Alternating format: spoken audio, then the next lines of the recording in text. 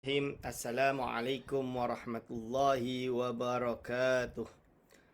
Alhamdulillahi rabbil alamin. Assalatu wassalamu ala ashrafil anbiya'i wal mursalin wa ala alihi wa ashabihi ajma'in. Wa la hawla wa la quwwata illa billahil alil azim.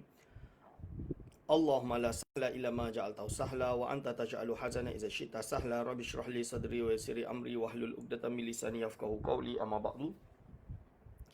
Kepada yang terhormat, yakni Imam Besar Masjid Wilayah Persekutuan yang saya hormati dan saya kasihi, kepada segenap asatizah, para alim ulama, para a'immah di masjid yang mulia ini, wabil khusus kepada segenap hadirin wal hadirat hafizakumullah yang sentiasa bersama kami di kuliah ilmu online, serambi ilmu online yang mana kita membuka kitab tasawuf, iaitu kitab Hidayatus Salikin karangan Syekh Abdul Samad Al-Falimbani rahimahullah.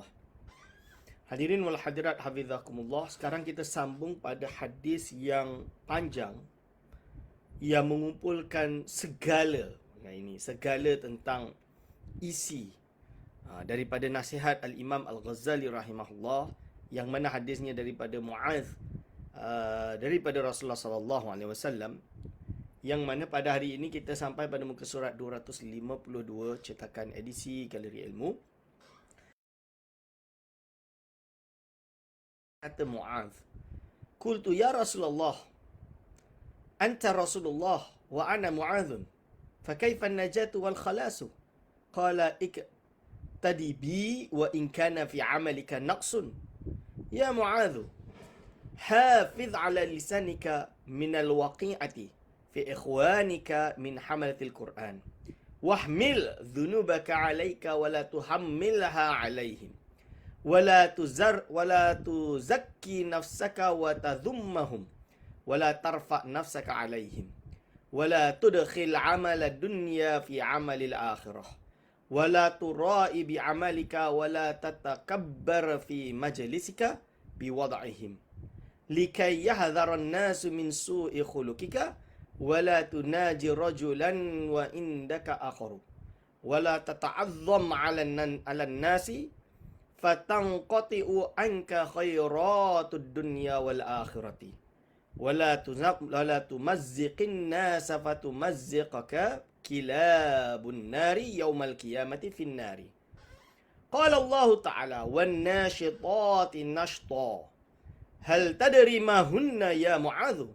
Qultu ma hiya bi abi wa ummi ya Rasulullah. Qala kilabun fin nari tanshatul lahma wal azma nashta. Masya-Allah.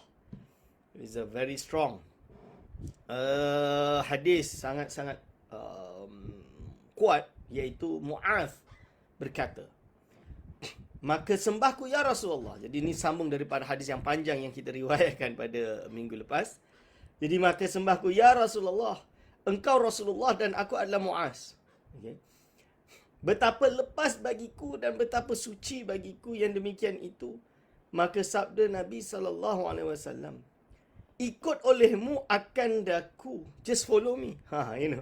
Dan jika ada di dalam amalmu itu kurang sekalipun, just follow, ikut. Walaupun kita tahu diri kita itu lemah, jangan kerana kekurangan kita merasa kita tak boleh nak ikut. Tak. Just follow.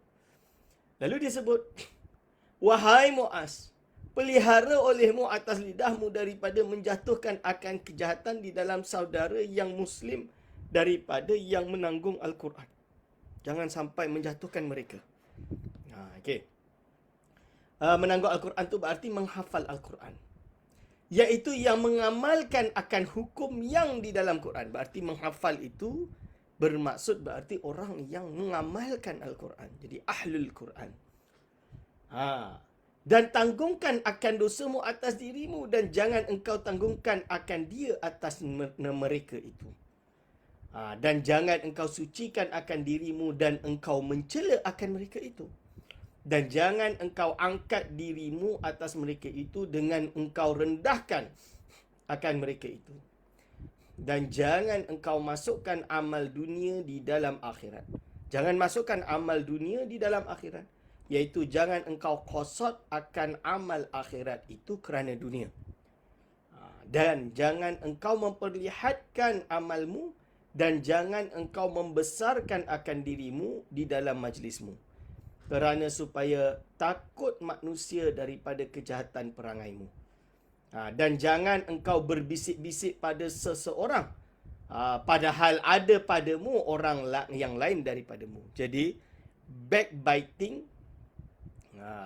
iaitu ribah atau cakap bukan backbiting, cakap berbisik berdua, ada orang ketiga dan orang ketiga tak boleh nak dengar.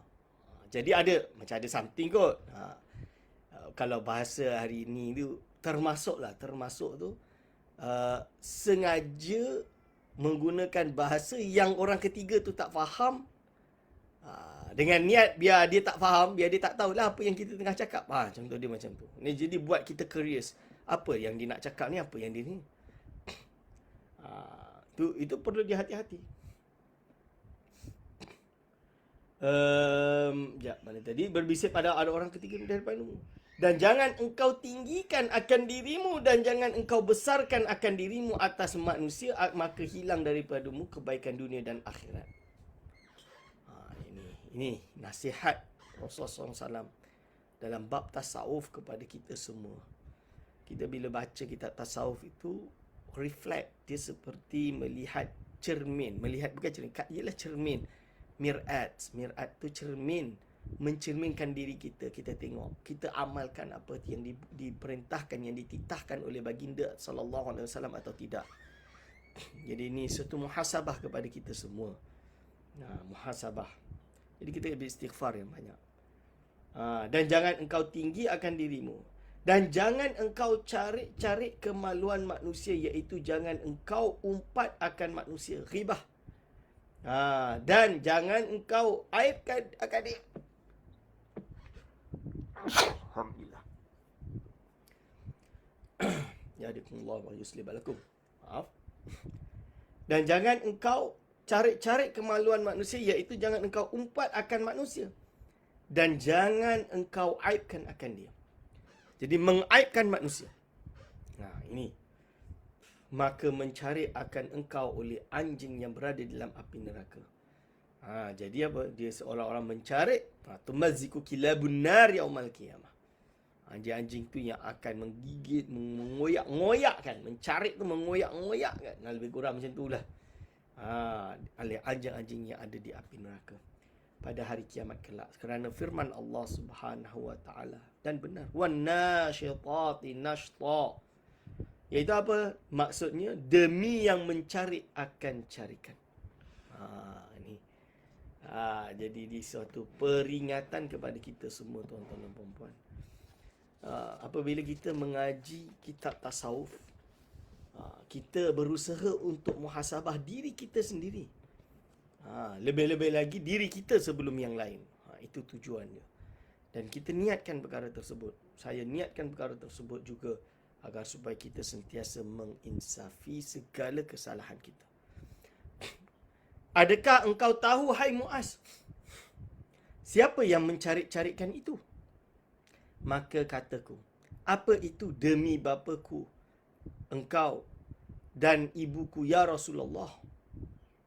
Maka sabdanya, iaitu anjing di dalam api neraka yang menggigit akan daging dan tulang beberapa gigitan. Jadi dia gigit-gigit.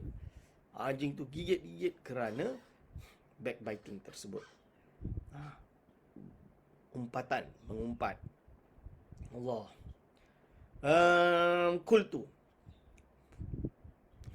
Qultu bi abi anta wa ummi ya Rasulullah. Man yutiqu hadhihi al-khisala? Man yanju minha? Qala ya Mu'adh, innahu layasirun ala man yassarahu Allahu alayhi. Qala Khalid bin Ma'dani rahimahullahu ta'ala, fama ra'aitu ahadan akthara tilawatan lil Qur'anil Karimi min Mu'adhin bihadzal hadisil azim. Jadi apa maksud dia? Kataku, demi bapaku, kau dan ibuku ya Rasulullah, siapa yang berkuasa akan segala perkara ini, dan siapa yang lepas daripadanya? maka sabdanya, wahai Muaz, bahwasanya ia mudah atas seorang yang dimudahkan akan dia oleh Allah Subhanahu wa taala atasnya. Maka berkata Khalid bin Ma'dan, maka tiada aku lihat akan seorang yang lebih banyak membaca Al-Quran daripada Muaz kerana dia mendengarkan hadis ini. Okey, hadis ini adalah hadis yang sangat panjang, diriwayatkan oleh Al-Imam Ibn Mubarak di dalam kitab Zuhud. Fi isnadihi, di dalam sanadnya yang tidak disebutkan atau yang tidak disebutkan, dan diriwayatkan oleh Ibnu Jauzi, tapi Imam Ibnu Jauzi meletakkan dalam kitab Maudu'atnya, iaitu kitab Maudu' dia, dan ini yang ditakhrij oleh Al-Iraqi. Tapi juga telah dibahas oleh beberapa ulama yang ada di dalam kitab Ithafus Sadatul Muttaqin, dan kalau tak salah atau dan juga cetakan baru daripada kitab Ihya Ulumuddin, untuk melihat kesabitannya boleh rujuk di dalam kitab-kitab tersebut. Walau apapun itu, isi hadis tersebut adalah sangat penting, iaitu memberi keinsafan kepada kita tentang bahayanya penyakit-penyakit hati ini. Okey. Dan kata Imam Al-Ghazali rahimahullahu ta'ala lagi, fata'ammal ayyuhar raghib. Ini kata-kata Imam Ghazali. Maka fata'ammal ayyuhar raghib fil ilmi wal amali hadhihi al-khisala. Wa'lam anna a'zama al-asbabi fi ar-rusukhi hadhihi al-khaba'isi في القلب طلب العلم لأجل المباهة والمناقشة فالعامي بمعزل عن أكثر هذه الخصال والمتفقه مستهدف لها وهو معرض للهلاك بسببها فانظر أي أمورك أهم أن تتعلم كيفية الحذر من هذه المهلكات وتشتغل بإصلاح قلبك وإمارة آخرتك أم الأهم أم تخوض مع القائدين فتطلب من العلم ما هو سبب زيادة الكبر والرياء والحسد والعجب حتى تحلك مع الهالكين. Yang bermaksud, tuan-tuan dan puan-puan, iaitu maka fikirkan dan bicarakan olehmu, wahai orang yang gemar pada menuntut ilmu, bagi segala perkara ini, iaitu segala sifat yang tercela ini. Dan ketahui olehmu bahawasanya sebesar-besar sebab yang membawa kepada segala sifat yang jahat di dalam hati itu, iaitu orang yang menuntut ilmu kerana bermegah-megah dan kerana munaqashah, iaitu kerana hendak mencela akan perkataan orang dan kerana hendak berbantah-bantah dengan orang.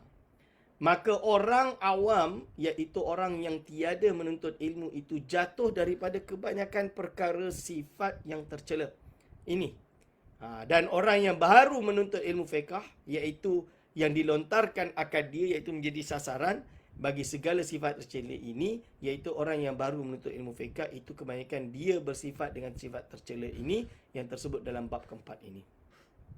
Dan iaitulah mendatangkan bagi binasa dengan sebab segala sifat ini, maka tilik, maksudnya teliti olehmu apa yang terlebih baik yang engkau cita-cita daripada segala perbuatanmu.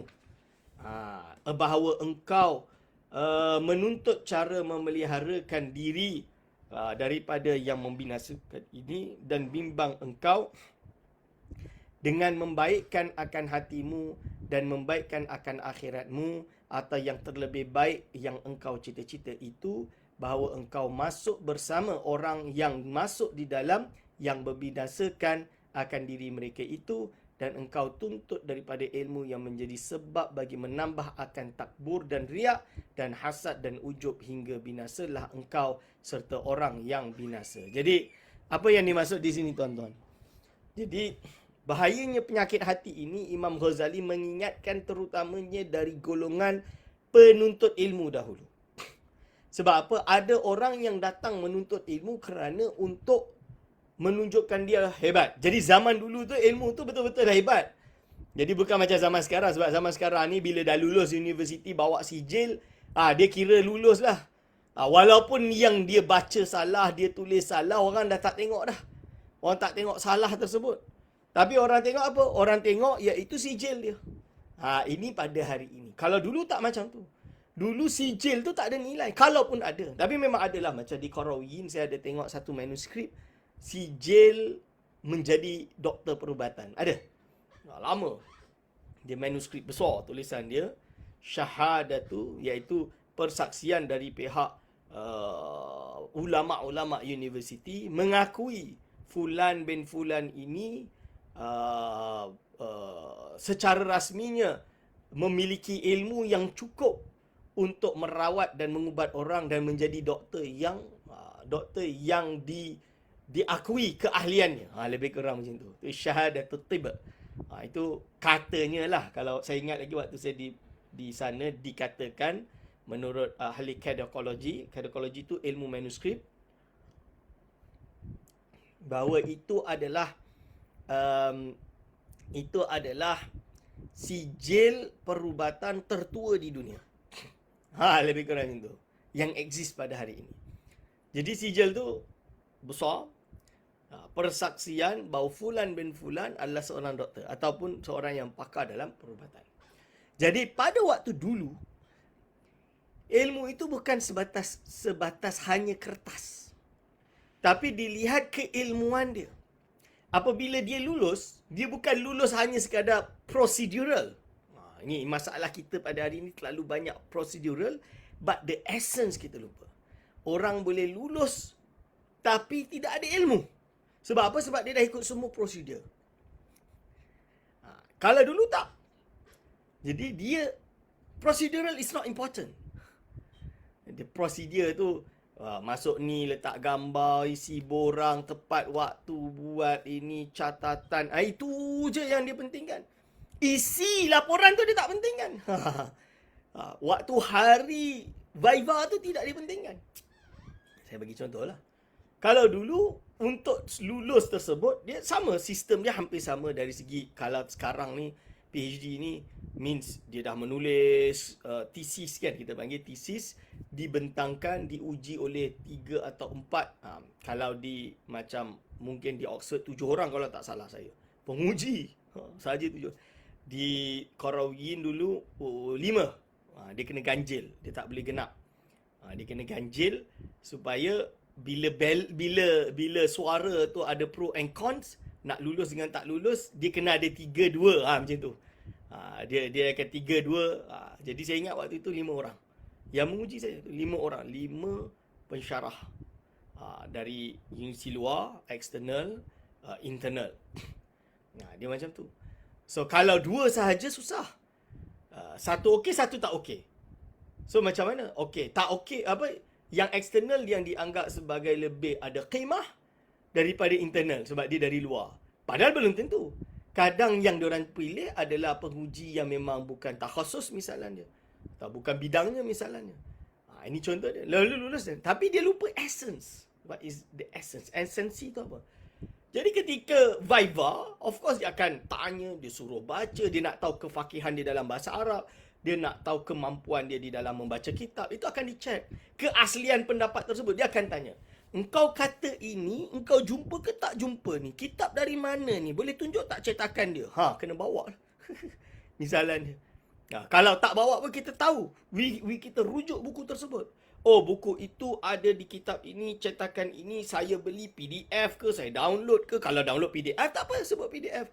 Kalau saya rujuk buku ke, okey ni ada dekat perpustakaan ni. Saya tak ada buku ni, tapi ni ada dekat perpustakaan dekat Rabat, di sini, di bandar ni, di sini. Dia tahu.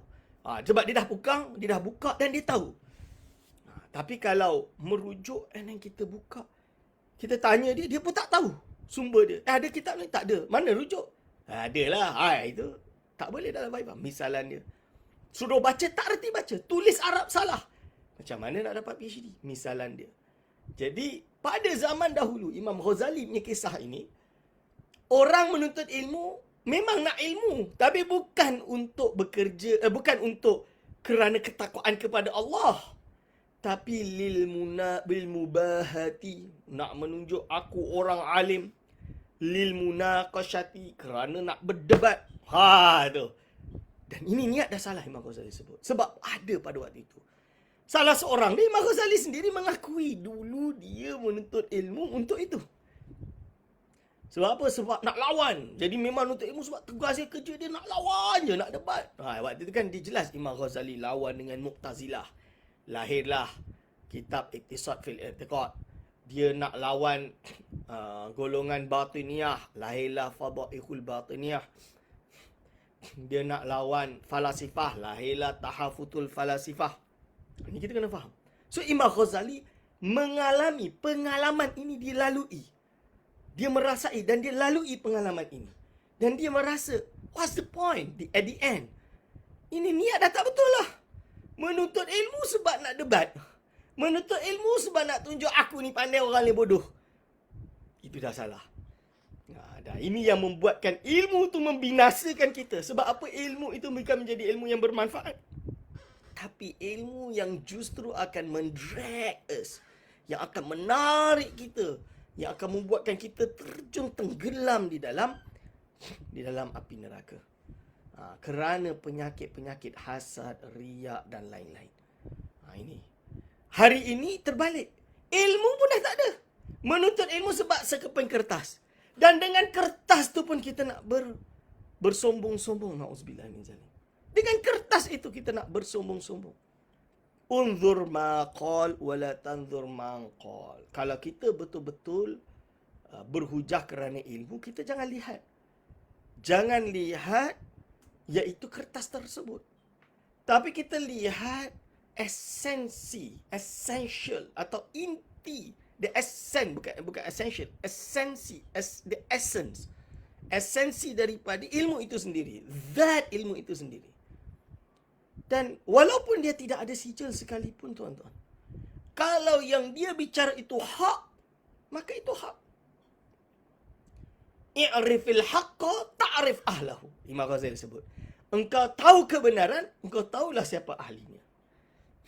Sebab kebenaran kadang datang walaupun datang dari musuh. Sometimes kebenaran datang daripada musuh. Ini fakta. Imam Ghazali banyak di dalam kitab Munqidh Minad Dhalal. Dia memberi nasihat kepada banyak orang. Dia beri nasihat. Jadi Imam Ghazali, Masya Allah. Saya banyak. Yalah, Alhamdulillah saya didorongkan untuk membaca karya Imam Ghazali yang banyak. Dan ini perkara yang saya nampak. Ini yang disebut oleh Imam Ghazali yang difahami daripada hadis Al-Kalimatul Hikmah Dhalatul Mu'min. Kalimatul Hikmah iaitu wisdom. Wisdom. Jadi wisdom is the lost property of a believer. Ini kita kena faham bahawa kalimat hikmah itu adalah barang hilangan orang mukmin. Mana-mana dia jumpa, dia akan ambil. Cuba kita renungkan perkara ini. Hadirin wal hadirat hafizakumullah. Jadi tidak lagi menimbulkan persoalan. Tidak boleh menjadi seorang yang authority untuk mengeluarkan sebuah pendapat agama melainkan dia ada PhD. Sudah tidak jadi persoalan. Betul, tidak menjadi persoalan. Berapa banyak ulama agung, alim-alim besar, dia tidak ada doktor. Dia tidak ada PhD. Jadi tidak ada sijil. Tapi keilmuan dia jauh lebih tinggi daripada doktor, profesor sekalipun. Ini nyata. Tak payah pergi jauh-jauh, tuan-tuan. Kita di alam Melayu ni kita ada seorang syekh bernama Syekh Baba Ismail Sepanjang. Bagi saya dia orang yang sangat alim. Tapi dia bukan orang Malaysia lah. Dia orang Patani. Dan selama saya bertemu beliau, tak lama tapi sekejap. Tapi duduk dengan beliau saja dah boleh mengetahui kealiman dia. Cuma saya membaca tulisan beliau. Beliau ada syarah kitab Hikam, mensyarahkan kitab hadis Innamal A'malu Binniyat. Beliau tidak memiliki sijil dari segi akademik. Maksud dia PhD itu tak ada lah. Tapi saya akui ilmu dia jauh lebih tinggi daripada saya. Dan kawan-kawan saya yang ada PhD semua kalah bagi saya. Dan saya akui sebab ketika beliau membaca kitab, sedapnya Masya Allah. Ketika beliau mensyarahkan dalamnya, Masya Allah. Ilmu alat beliau lengkap. Dan adab kesopanan beliau jauh daripada kita, ibarat langit dan bumi. Ini menunjukkan al-ilmu. Ilmu yang bermanfaat adalah ilmu yang diamalkan. Bukan hanya sekeping kertas, tapi ilmu yang diamalkan. Itu. Hadirin wa hadirat hafizakumullah. Itu misalan dia. Baru satu. Of course ada yang lain. Ya, banyak yang lain. Yang dah meninggal, yang dah wafat, seperti Tok Guru Ajilah, Lubuk Tapah, Tuan Guru Haji Hashim, Pasir Tumbuh, Tuan Guru Haji Saleh, Sik daripada Kedah. Itu saya tak pernah jumpa lah yang terakhir. Tapi Tuan Guru Haji Hashim saya pernah jumpa. Dan beberapa tuan guru yang agung di alam Melayu, di Malaysia.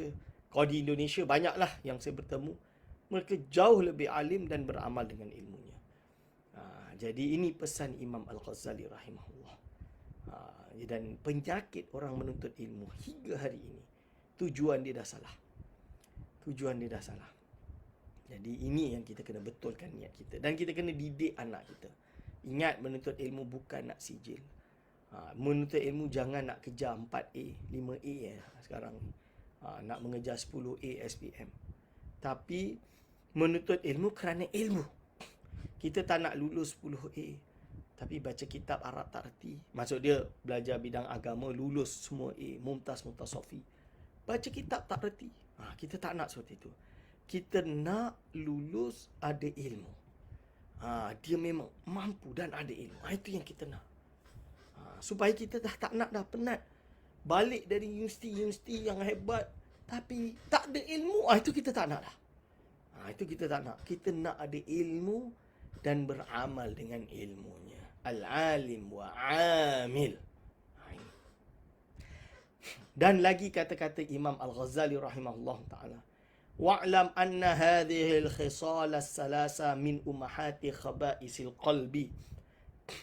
Walaha maghrasun wahidun wa huwa hubbud dunya. Walidhalika qala Rasulullah sallallahu alaihi wasallam, hubbud dunya ra'su kulli khati'atin. Wa ma'a hadha fad-dunya mazra'atul akhirah. Faman akhadha minad dunya biqadri ad-darurati yasta'inu bihi 'alal akhirati fad-dunya mazra'atuhu. Wa man arada ad-dunya liyatana'ama biha fad-dunya mahlakatuhu. Kita nak amalkan susah tuan-tuan hadis ni. Ini kata-kata Imam Ghazali, maaf.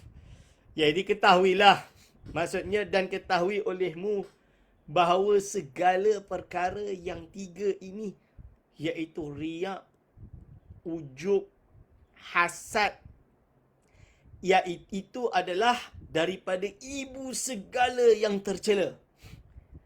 Hatta Iblis ini jatuh kerana takabbur, hasad dengan Adam AS, ujub dengan ketaatannya, riak dengan kehebatannya, riak dengan ketaatannya, ujub dengan kehebatannya, hasad terhadap Nabi Adam AS.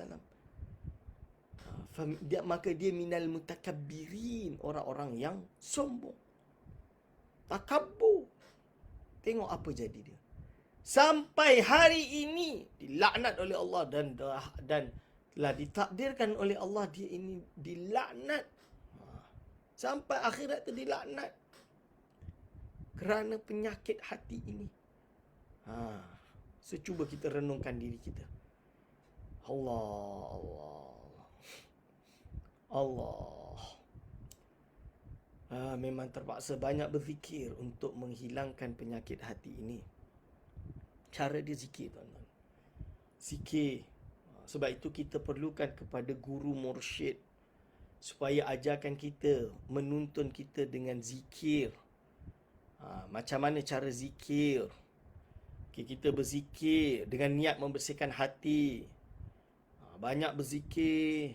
La ilaha illallah. Cara-cara dia untuk bersihkan hati, sentiasa sucikan hati. Sebab nak bersihkan hati, dia tak macam kita ada sakit. Kita ada sakit apa? Sakit luka, kita boleh ubat, letak ubat. Sakit tulang, minum apa? Kalsium dan lain-lain. Betul ke tidak? Ada kanser, boleh operation, potong, cabut, buang, kemoterapi. Misalan dia. Sakit jantung, jaga, boleh pasang apa tah nama dia. Kan? Misalan dia. Dan lain-lain. Banyak. Jadi banyak. Jadi benda zahir ni boleh diubati menurut Imam Ghazali. Dan itu adalah tabib. Berarti doktor. Seorang doktor yang, doktor perubatan yang melakukannya.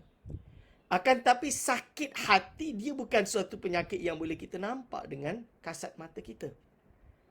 Tapi dia adalah penyakit yang perlu diubati juga secara hati. Secara batin. Dipanggil dengan ilmu batin. Maka apa? Maka cara dia adalah dengan takhalli anir radha'il wa tahalli bil fadail. Kalau orang dah terlalu banyak melakukan perkara yang baik, otomatis perkara yang buruk akan pergi. That is logic. Logik secara metafizik lah, secara batin dia memang seperti itu. Bayangkan orang dah biasa kata yang baik saja. Dia nak kata yang buruk, dia dah rasa tak sedap. Betul ke tidak? Orang yang sentiasa buat ibadah, solat 5 waktu, solat sunat, solat tahajud tak pernah tinggal. Tahajud tak pernah tinggal. Tiba-tiba di hadapan dia ada maksiat. Dan menarik dia untuk melakukan maksiat tersebut. Dia pertama yang dia akan terlintas dalam otak dia, dia ingat Allah Subhanahu Wa Taala. Sebab apa? Sebab dia dah banyak buat ibadah. Dengan banyak buat ibadah, dia terus tengok la haula wala quwata illa billahil aliyil azim. Dia akan menjauh. Automatik. Maybe hawa nafsunya digoda oleh syaitan, dicucuk sehingga dia terjatuh dengan melakukan maksiat tersebut. Na'udzubillah min zalik. Sebab dia tidak maksum, dia bukan nabi atau rasul misalnya dia. Maka dia terjatuh membuat maksiat tersebut.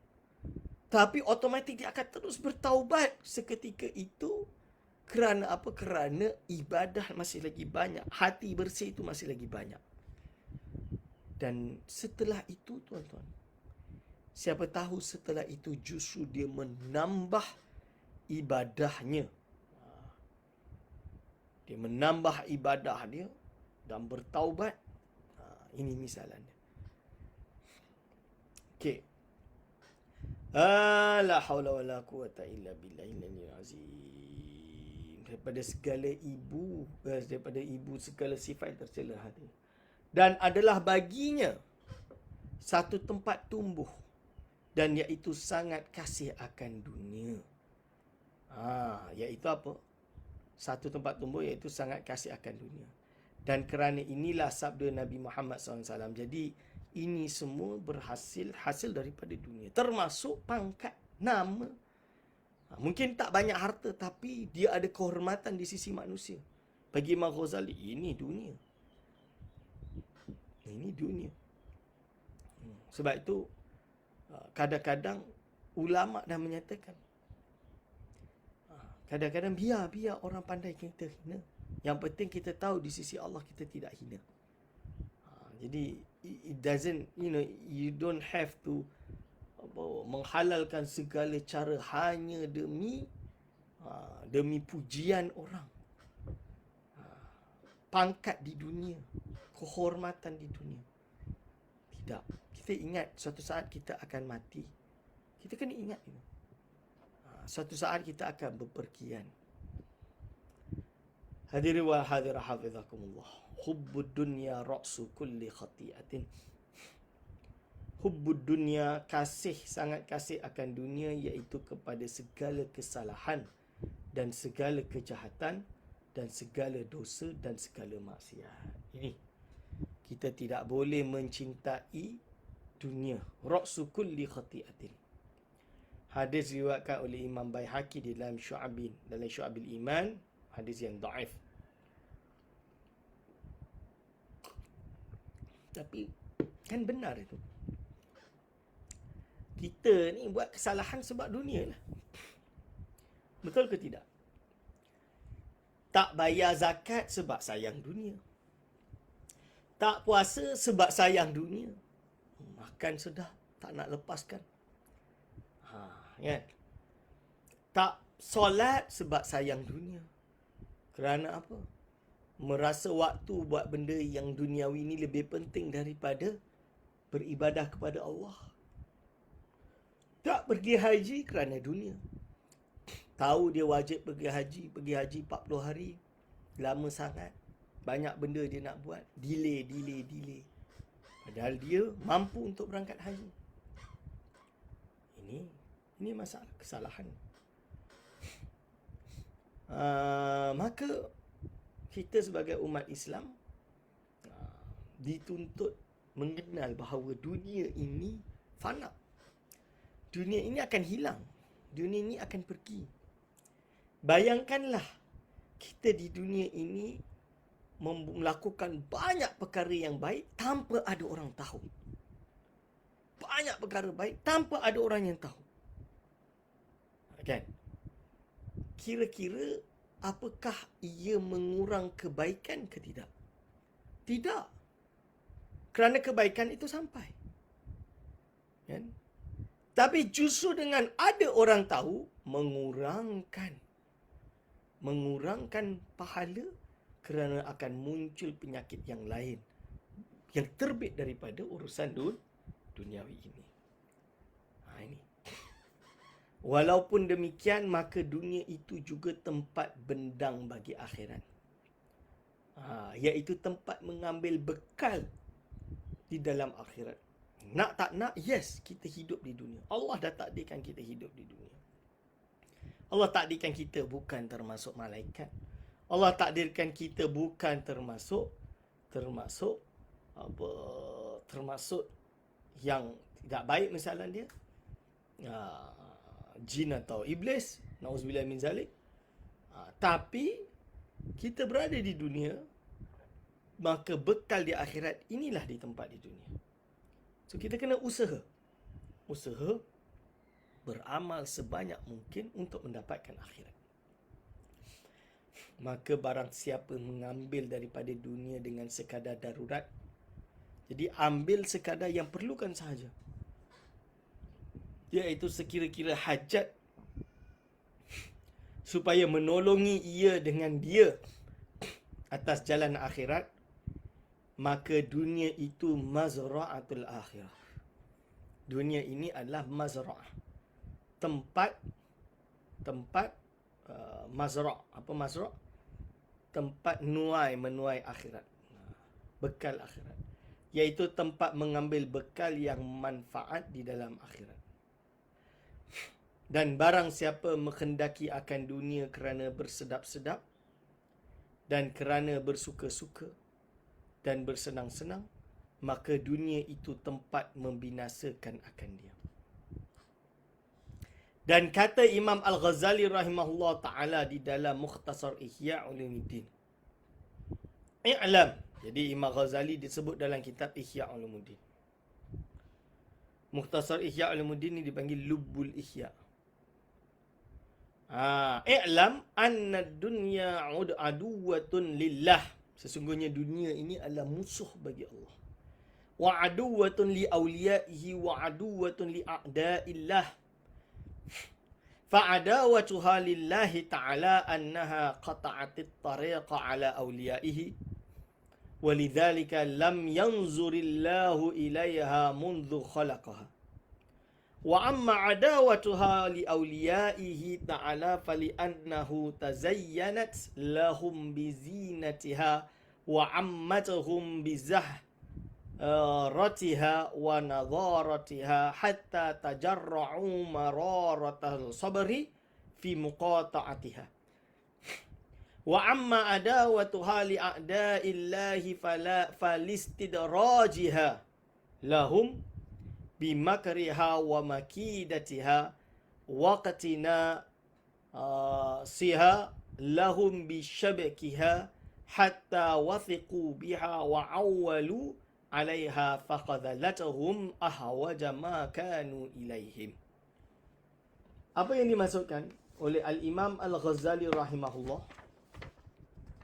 Maksudnya, ketahui olehmu bahawasanya dunia itu seteru bagi Allah. Seteru itu musuh bagi Allah Subhanahu wa ta'ala. Dan seteru bagi awliya Allah Subhanahu wa ta'ala. Juga musuh bagi para wali Allah. Dan seteru bagi segala seteru Allah. Jadi musuh bagi segala musuh Allah. Maka makna seteru ia bagi Allah Subhanahu wa ta'ala itu bahawasanya memutuskan ia akan jalan kepadanya atas awliya'nya. Dan dari kerana yang demikian itu, tiada menilik Allah Subhanahu wa ta'ala kepadanya selama menjadikan ia akan dia. Adapun makna seteru ia bagi awliya Allah Subhanahu wa ta'ala, maka bahawasanya ia menghiaskan bagi mereka itu dengan perhiasannya dan hendak meratakan ia akan mereka itu dengan keelokannya dan dengan kebaikannya, hingga menelan mereka itu akan pahit sabar, iaitu kesusahan sabar pada memutuskan akan dia dan menjauh akan dia. Dan makna seteru bagi seteru Allah Subhanahu wa ta'ala, maka kerana ia memasuki bagi mereka itu di dalam segala kejahatan dengan tipunya dan pedayanya, dan memegang ia bagi mereka itu dengan jaringnya, hingga percaya mereka itu dengan dia dan berpegang mereka itu atasnya. Maka menipu dia akan mereka itu pada saat sangat berkehendak mereka itu kepadanya, iaitu sangat kasih mereka itu kepadanya, membawa dia kepada celaka mereka itu dan memasukkan dia akan mereka itu ke dalam api neraka. Na'udzubillahi minha. Dan ini adalah dunia. Jadi Imam Syekh Abdul Samad Al-Falimbani mengingatkan kepada kita bahayanya dunia ini. Dan para wali Allah Subhanahu wa ta'ala menilai bahawa dunia ini adalah penyakit dan perlu dijauhi. Okey, baik. Hadirin wal hadirat, hafizakumullah, kita dah membahas tentang muhlikat. Kita panggil muhlikat ni perkara-perkara yang membinasakan hati, penyakit-penyakit yang membahayakan hati. Maka sekarang sudah waktunya kita masuk kepada bab kelima, iaitu pada menyatakan segala taat yang batin, iaitu ibadah yang ada di dalam hati. Ini kita panggil fadail atau kebaikan yang ada di dalam hati. Kerana lepas kita membersihkan hati kita daripada penyakit-penyakit hati, takhallu anir radha'il, maka kita kena tahalli bil fadail, menghias diri kita dengan fadilah, dengan kebaikan. Apa katanya? Ketahui olehmu, wahai saudara kami yang menuntut akan negeri akhirat, bahawa murad ini yang dikehendaki dengan taat yang batin itu, iaitu segala perbuatan yang baik dan sifat-sifat yang terpuji. Dan murad dengan maksiat yang batin itu, segala perbuatan yang jahat dan segala sifat yang tercela. Seperti yang telah lalu, segala sifat yang tercela itu pada bab yang keempat. Ini dah diterangkan pada bab yang keempat. Okey, dan sifat yang terpuji sekarang. So, apa sahaja sifat yang terpuji?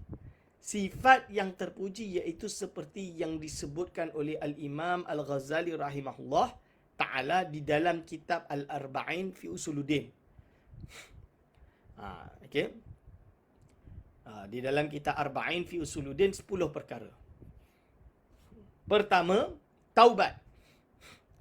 Kedua, khauf. Ketiga, zuhud. Keempat, sabar. Kelima, syukur. Keenam, ikhlas. Ketujuh, tawakul. Kelapan, mahabbah. Kesembilan, redha. Kesepuluh, zikrul maut, iaitu mengingat kematian atau mengingat mati. Jadi ini adalah 10 perkara, elemen yang penting di dalam sifat, dia membahas tentang sifat terpuji. Di dalam kitab Al-Arba'in fi Usuluddin. Jadi kalau tak salah kitab ini dah diterjemahkan ke dalam bahasa Melayu. Kalau tak salah, boleh rujuk dalam kitab tersebut. Bagi yang tak ada kitab yang tidak mampu berbahasa Arab, boleh baca dalam kitab terjemahan tersebut. Jadi ini adalah perkara yang penting. Okey, fasal pertama. Dan dalam bahasa Inggeris dah ada.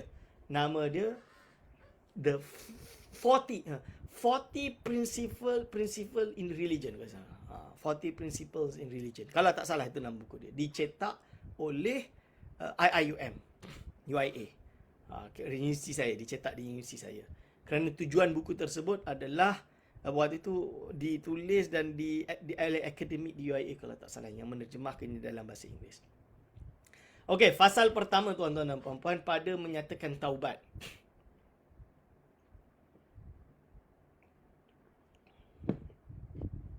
Pada menyatakan taubat. Adapun taubat itu maka iaitu permulaan jalan bagi salikin. Iaitu permulaan orang yang hendak berjalan menuju kepada Allah Subhanahu Wa Taala dan miftah sa'adatul muridin. Iaitu taubat itu anak kunci bagi kemenangan segala muridin dan membawa ia kepada dikasih oleh Allah Subhanahu Wa Taala seperti firman Allah Subhanahu Wa Taala, innallaha yuhibbut tawwabin wa yuhibbul mutatahhirin. Jadi ini kebahagiaan seseorang di dalam jalan tasawuf. Salikin tu orang yang berjalan dalam jalan tasawuf. Jadi kebahagiaan saadah kita panggil. Saadah ini adalah mula sekali taubat. Kerana kita tahu manusia ini tidak suci daripada dosa. Dia pasti melakukan dosa. Maka untuk menghapus dosa tersebut adalah dengan taubat. Jadi kunci pertama, langkah pertama adalah taubat. Ini disebut taubat. Lalu disebut kerana seperti firman Allah SWT, innallaha yuhibbut tawwabin, sungguhnya Allah ni mencintai. Bahawasanya Allah SWT itu kasih ia akan orang yang banyak taubatnya. Wa yuhibbul mutatahhirin, dan kasih ia akan orang yang bersuci daripada dosa. Ni, wa yuhibbul mutatahhirin. Dan sabda Nabi SAW lagi, at-taibu habibullahi, at-taibu minadz-dzambi kaman la dzamba lahu. Iaitu riwayat Ibnu Abi Dunya, ditakhrij oleh Al-Iraqi. Maksudnya, orang yang taubat itu kekasih Allah Subhanahu Wa Taala. Dan orang yang taubat daripada dosa itu seperti orang yang tiada berdosa. Jadi orang yang taubat itu kekasih Allah. Dan orang yang taubat daripada dosa itu seperti orang yang tiada berdosa. La dzamba lahu. Syahdan, ketahui olehmu bahawasanya taubat itu wajib atas tiap-tiap orang yang mengerjakan maksiat. Taubat ni wajib. Bagi siapa-siapa orang yang mengerjakan maksiat, wajib bertaubat. Dengan dalil Al-Quran dan hadis dan ijma' segala ulama' seperti firman Allah, وَتُوبُوا إِلَى اللَّهِ جَمِيعًا أَيُّهَا الْمُؤْمِنُونَ لَعَلَّكُمْ تُفْلِحُونَ. Taubat oleh kamu sekalian kepada Allah Subhanahu Wa Taala, hai segala orang yang mukmin, mudah-mudahan dapat akan kemenangan. Surah An-Nur ayat ke-31. Ini dia. Dan syarat taubat itu ada 3 perkara. Pertama, meninggalkan maksiat. Syarat taubat ni ada 3 perkara. Pertama, meninggalkan maksiat. Dia kena tarkul ma'asi. Kedua, menyesal akan perbuatannya. Jadi dia rasa, I shouldn't have do that. Ini dosa, aku tak nak, aku taubat. Yang ketiga, bercita-cita bahawa tiada kembali kepada maksiat itu selama-lamanya. Jadi dia bercita-cita dia tidak akan berbuat maksiat itu lagi selama-lamanya. Ini dia tuan-tuan dan puan-puan. Dia bercita-cita untuk tidak membuat maksiat itu lagi selama-lamanya. Ini jika ada dosa itu antaranya dan antara Allah. Jadi ada apabila dosa itu bersifat bainahu wa bainallah, antara dia dan antara Allah. Maka jika ada dosa itu antaranya dan antara manusia, jadi kalau dosa itu ma bainahu wa bainan nas, seperti ada yang dizaliminya, itu harta orang, maka tambah olehmu syarat yang keempat. Berarti ada yang mengambil harta orang lain ke apa ke, maka dia kena tambah syarat yang keempat, iaitu hendaklah mengembalikan akan hak orang yang dizaliminya itu atau meminta hal akan dia. Halal akan dia. Maksud dia sama ada dia bayar balik atau dia minta halal. Dia minta halal tu means redakanlah, lepaskanlah. Tu. Maka jika tiada ada yang mempunyai harta itu seperti ia gaib, kalau tak tahu mana dia, aku nak bayar balik, dah tak jumpa dah, atau tiada diketahui akan tempatnya, atau mati, ia hendaklah engkau kembalikan kepada warisnya. Maka bayar kepada warisnya. Maka jika tiada warisnya, maka jika dapat engkau sedekahkan kepada orang fakir, maka perbuat olehmu akan yang demikian itu. Kalau dah tak tahu juga, maka bersihkan harta itu dengan dibayarkan kepada orang yang fakir, miskin. Ini maksudnya. Maka jika tiada kuasa engkau akan yang demikian. Kalau itu pun tak mampu, itu seperti ketiadaan bagimu harta kerana engkau itu adalah miskin lah, contoh dia. Kerana engkau miskin atau fakir, maka hendaklah engkau membanyakkan berbuat ibadah. Maka diganti dengan banyak buat ibadah supaya ibadah itu boleh menutup yang salah itu. Dan berbuat kebajikan dan taubat kepada Allah Subhanahu Wa Taala. Serta engkau pohonkan kepada Allah Subhanahu Wa Taala bahawa ia menghalalkan akan yang demikian itu pada hari kiamat. Dia harap nanti Allah Subhanahu Wa Taala mengampunkan. Itu. Dan jika ada dosa,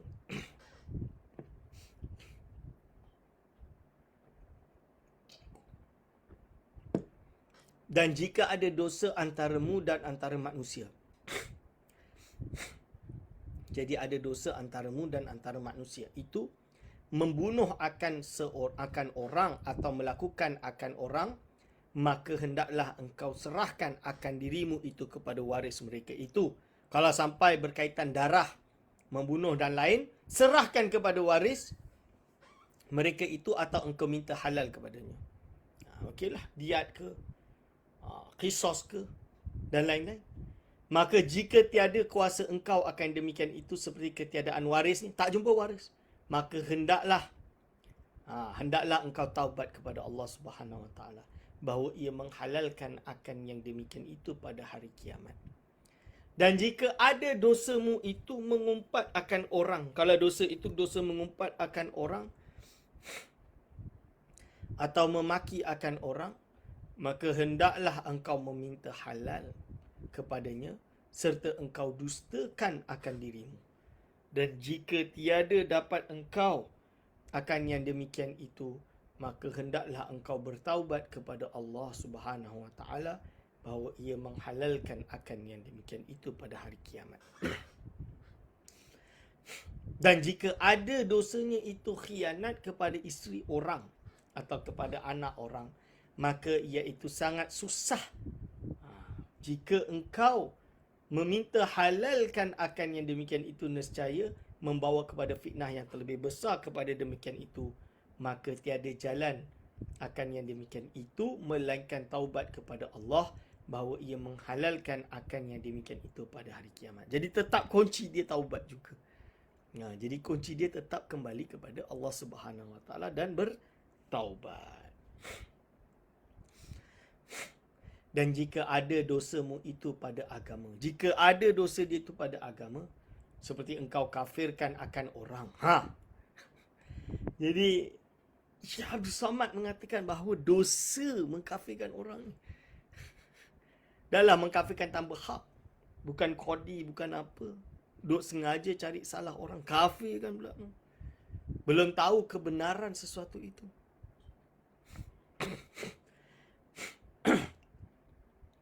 Seperti engkau kafirkan akan orang atau engkau bid'ah akan dia. Kau sesatkan dia pada dia tak sesat, kau bid'ahkan akan dia. Atau engkau sesatkan akan dia, maka iaitu terlebih sangat susah, lagilah susah. Maka tiada jalan akan yang demikian itu melainkan engkau dustakan akan dirimu pada hadapan mereka itu. Jadi dia kata bahawa apa yang aku kata ni aku tersalah. Dia kena sebut. Mereka itu serta engkau minta halalkan daripada mereka itu, minta halal. Maka jika tiada dapat akan yang demikian itu, maka taubat engkau kepada Allah Subhanahu Taala bahawa ia menghalalkan akan yang demikian itu pada hari kiamat. Siap-siaplah. Tanggung. Duk makan daging ulama. Ingat, luhumal ulama'i masmumah. Daging ulama ini beracun. Jadi jangan duk sesatkan, kafirkan ulama-ulama ni. Jangan. Jadi ini adalah perkara yang sangat-sangat penting.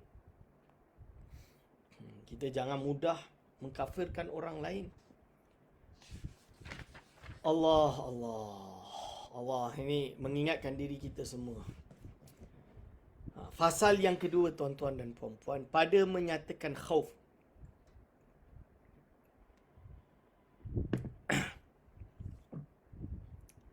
Adapun khauf iaitu takut akan Allah Subhanahu Wa Taala, maka iaitu menghimpunkan Allah Subhanahu Wa Taala bagi orang yang takut itu 4 kelebihan.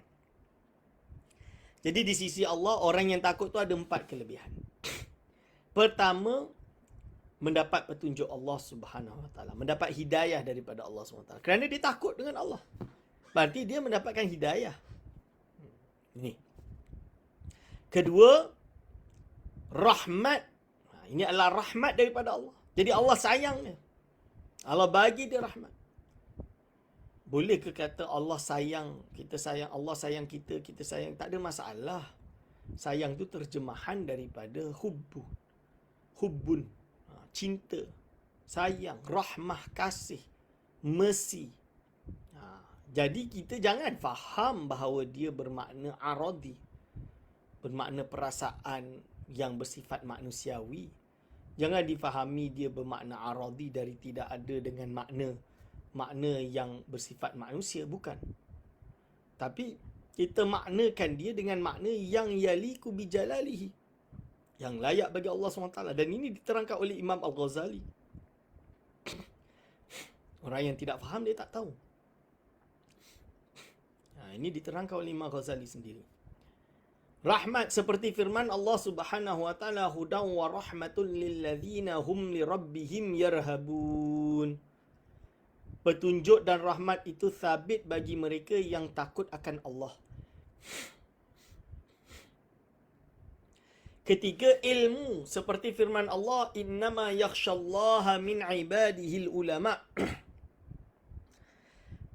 Hanya sesungguhnya seorang yang takut akan Allah SWT itu iaitu daripada hambanya yang ulama. Ini. Jadi dapat ilmu.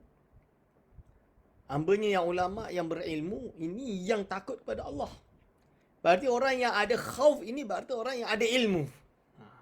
Lebih kurang macam tu. Keempat, keredaan seperti firman Allah, radhiyallahu anhum wa radu anhu, dzalika liman khasyiya rabbah. Rida Allah Subhanahu Wa Taala daripada mereka itu, dan rida mereka itu daripada Allah Subhanahu Wa Taala. Dan yang demikian itu bagi orang yang takut akan Tuhannya. Jadi berarti apa? Rida Allah daripada mereka itu, dan rida mereka itu daripada Allah. Jadi mendapat keredaan Allah. Orang yang takut pada Allah ni mendapat keredaan Allah. Ini adalah kemuncak kita beribadah kepada Allah sebagai hamba adalah mencari redanya. Mencari redanya. Dan demikian lagi dijanjikan oleh Allah Subhanahu Wa Taala bagi orang yang takut akan Dia itu dengan syurga seperti firman Allah, wa amma man khafa maqama rabbih wa nahan nafsa 'anil hawa fa innal jannata hiyal ma'wa. Maksudnya, adapun orang yang takut akan maqam Tuhannya dan menegahkan ia akan dirinya daripada yang disukainya, maka bahawasanya syurga itu tempat kediamannya. Ini. Jadi mereka mendapat syurga bagi orang yang khauf. Dan firman Allah Subhanahu Wa Taala lagi, waliman khafa maqama rabbih jannatani, Yang bermaksud, dan bagi orang yang takut akan maqam Tuhannya, itu 2 syurga. Berarti kita ini kalau diberikan khauf daripada Allah SWT, Allah menganugerahkan di dalam hati kita khauf, kita akan mendapatkan 4 dan 5 ini. Jadi kita akan, yang pasti di dunia ini kita dapat 4 ini. Dapat hidayah, dapat rahmat, dapat ilmu, dan insyaAllah mendapat keridaan Allah Subhanahu Wa Taala. Ini seperti yang telah dijanjikan. Dan kita berharap di akhirat kelak kita dimasukkan ke dalam syurga seperti yang Allah Subhanahu Wa Taala telah janjikan di dalam surah An-Nazi'ah dengan Rahman. Ini dia tuan-tuan dan puan-puan. InsyaAllah kita berhenti sampai di sini pada hari ini. Kita akan sambung pada bulan hadapan. Kerana Selasa minggu depan adalah Hari Kemerdekaan Malaysia. National Day, Hari Kebangsaan kita. Yang mana akan kita rayakan dengan cuti kita. Jadi untuk perbahasan yang lain, insyaAllah kita akan fasal ketiga pada menyatakan tentang zuhud, insyaAllah kita akan sambung pada sesi bulan hadapan, iaitu 2 minggu lagi. Maka segala salah silap saya mohon maaf sebesar-besarnya. Aku qauli hadza, astaghfirullah li wa lakum. Wassalamualaikum warahmatullahi wabarakatuh.